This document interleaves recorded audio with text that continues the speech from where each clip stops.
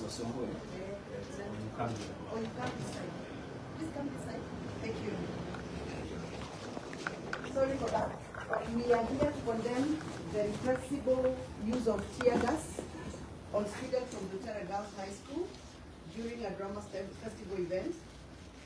This is an appalling act of state brutality and a direct assault on the values of democracy and human dignity that we have fought for a long time in this country.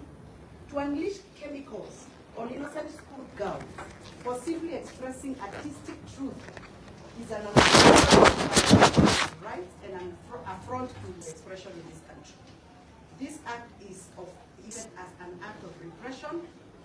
It is an unprovoked attack on the of our nation.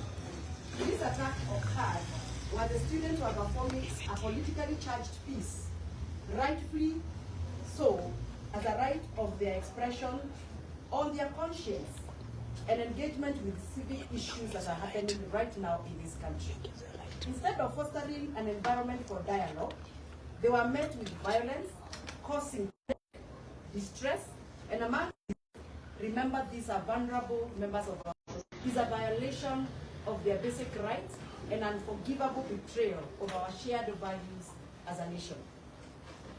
We therefore call for immediate accountability. Those responsible for this disgraceful act must face justice. Silence in the face of this atrocity is a sign of complicity, and we cannot afford to remain passive when these extreme violations are happening to our children. Kenya must choose between tyranny and liberty. Finally, we stand firm in belief that the measure of our democracy lies on how we protect our children, our young people, and the productive age of this republic. We must act now to safeguard their rights and ensure that such brutality is never repeated again. I want my colleague to also continue with the statement. Thank you.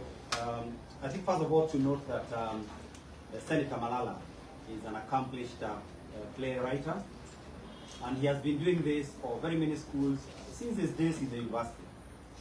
And I think what we saw happening in Nakuru last night and this morning, it's actually the lowest that the state agencies can go to as far as violation of the different freedoms and rights that are enshrined in the Constitution is concerned. If you read Articles 32 all the way to 38, you can actually see the freedom of association, the freedom of speech, the freedom of movement for Senator Malala has been curtailed unlawfully, since last night.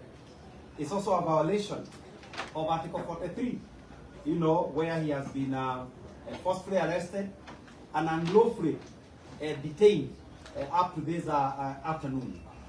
And this is further cements the ongoing negative credentials of the government as a government that is intolerant to its critics, as a government that will go out of way, even if it means violating the rights of children to prop itself up. And to me, this is an extension of the abductions that we saw. This is an extension of the Gen Z crackdown. Now we have taken it a level lower to innocent children, to dignified members of our parliament.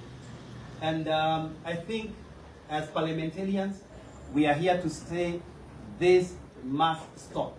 Let us leave our children out of this. Let us leave our children out of our politics. Let our children express themselves. They know their rights.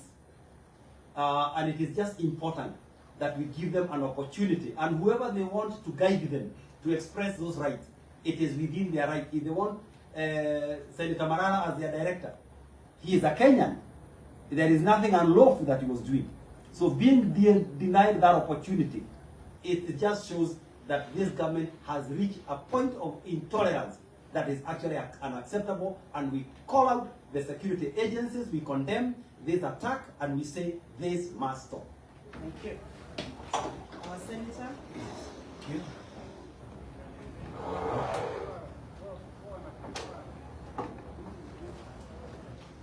Thank you very much. I also join my colleagues here in condemning what happened in Nakuru, where children were tear gassed, and one, Senator Cleophas Malala, arrested despite having a court order.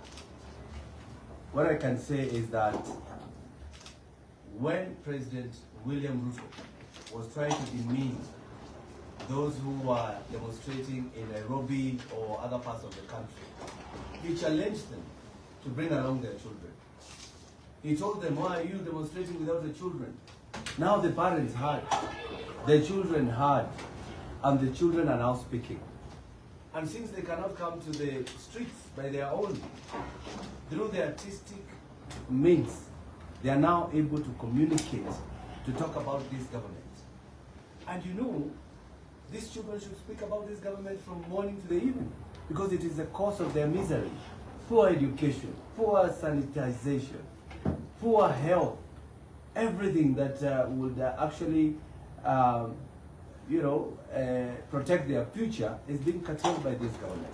But the question we are asking is this: if lawyers can be allowed to practice law when they become politicians, if musicians can be allowed to sing when they become politicians, why curtail Malala, who is a playwright, not to write what he was doing before?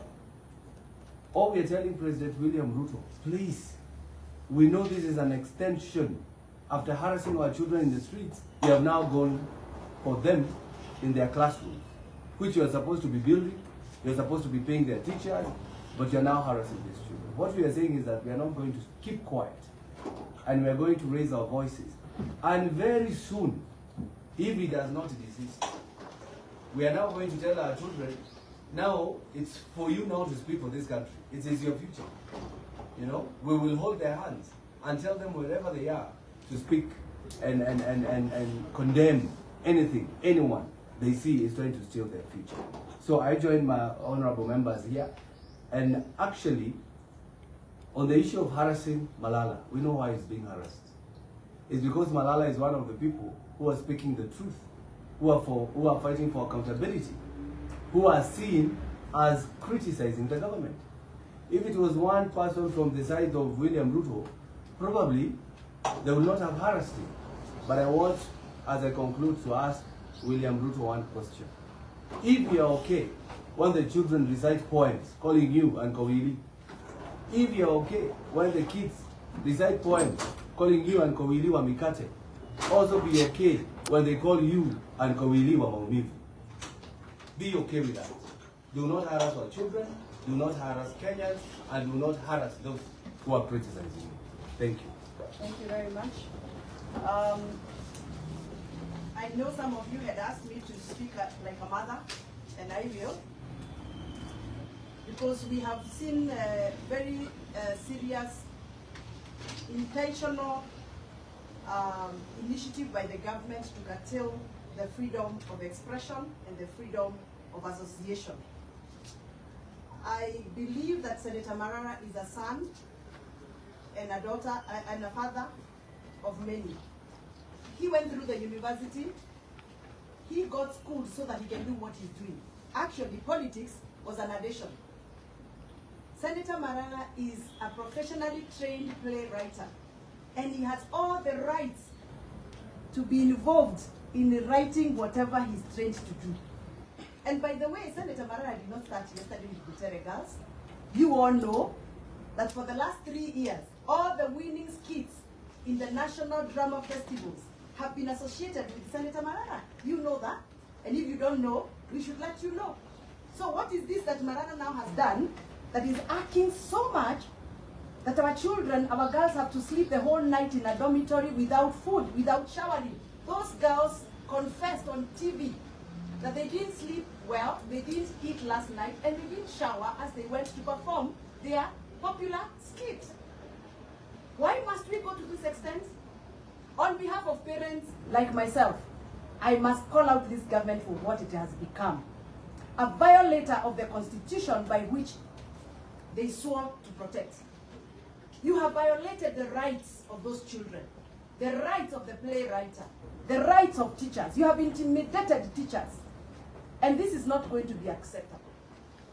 We have seen you even throw tear gas into the bus this morning when the girls were leaving. I salute those wonderful girls who are going to be like Gathoni Wamuchomba in future. Well done, my girls. You must express yourself. We also are a product of what we did when we were in schools. We participated in those drama festivals. I remember when I was in school, we used to have a skit we used to call the government inspector. A book, a playwright that was written by the Nikolai Gogol, the government inspector. We played that skit, and that's why we are here today. So those girls must be encouraged. They must not be suppressed, but they must be encouraged. They are doing the right thing. And I salute those girls who went on stage this morning and refused to be intimidated. And they sang the national anthem, and they walked out of the stage. Well done, my girls. Well done. Don't buy fear. This is not the regime that we bargained for, and we must call them for what they have become. Now, going forward, we are not going to allow the police to use tear gas, which they buy through our own sweat, through taxpayers' money, to intimidate our children, either in the streets, in schools, or in universities. And this must stop, and stop with an exclamation, because we are not going to sit pretty and watch the government take over the rights of our young Kenyans. Thank you very much. Thank you. Hakuna maswali? I think we don't have questions because we are probably... Okay.